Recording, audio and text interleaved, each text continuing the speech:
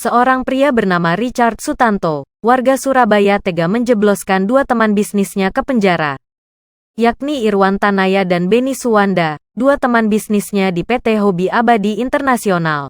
Bertiga, mereka membangun PT Hobi Abadi Internasional. Richard menjadi komisaris, Beni sebagai direktur utama, sementara Irwan adalah direktur. Mereka masing-masing memegang 200 lembar saham atau total 600 lembar saham. Tiap 200 lembar saham, bernilai 200 juta rupiah. Mereka berbisnis di bidang penjualan produk tertentu. Namun, seiring dengan berjalannya waktu, Richard sebagai komisaris, cawe-cawe urusan direksi. Sejumlah transaksi tidak masuk ke rekening perusahaan, melainkan langsung masuk rekening Richard. Karena merasa tidak berjalan baik, Irwan dan Beni mengajak Richard untuk membubarkan perusahaan tersebut. 2 kali pertemuan, ketiganya hadir. Namun, pada pertemuan ketiga untuk proses pembubaran perusahaan, Richard absen. Bahkan, Irwan dan Beni berkali-kali mengundang Richard untuk pembubaran, tapi tak ada tanggapan. Sehingga, keduanya memutuskan untuk menggelar RUPS, LBPT Hobi Abadi Internasional. Mereka juga memutuskan menurunkan Richard dari jabatan komisaris. Tetapi, kepemilikan saham Richard di PT tersebut tidak hilang. Namun, begitu RUPS, LB selesai, tiba-tiba saja, polisi Polrestabes Surabaya mendatangi Irwan dan Beni. Richard melaporkan keduanya telah menghilangkan saham milik Richard di PT tersebut dalam keputusan RUPS, LB. Kasus ini sempat masuk pra-peradilan. Namun, Hakim PN Surabaya menolaknya di tahun 2021 lalu. Setelah proses persidangan, kini kasus tersebut masuk pembacaan tuntutan 4,5 tahun penjara. Jaksa Penuntut Umum atau JPU memberikan tuntutan di luar prediksi, yaitu 4 tahun dan 6 bulan.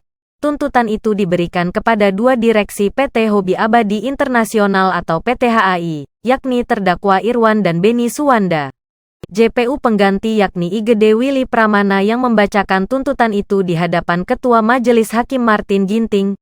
2 hal yang menjadi tolok ukur jaksa memberikan tuntutan itu. Pertimbangan yang memberatkan, kedua terdakwa itu berbelit-belit dalam memberikan keterangan.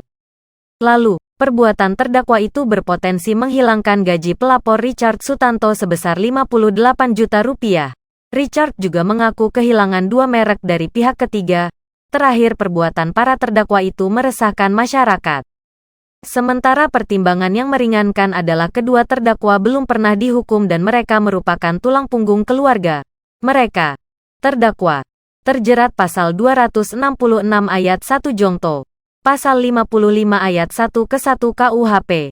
Mendengar putusan itu, Dian Cecilia istri Irwan langsung menangis sejadi-jadinya. Masih ada.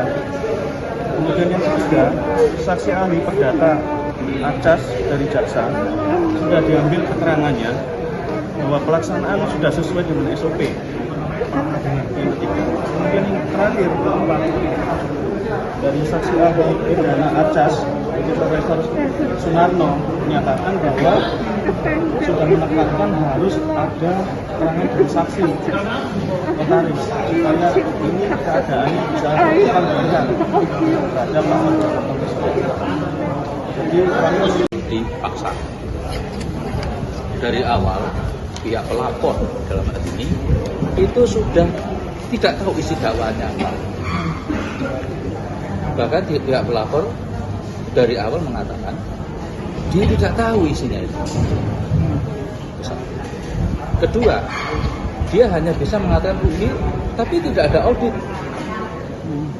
Ya, tidak ada audit sama sekali. ini istri dari Ini fakta persidangan.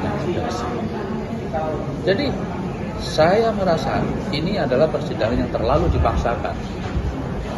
Di balik ini ada apa? Kita belum tahu.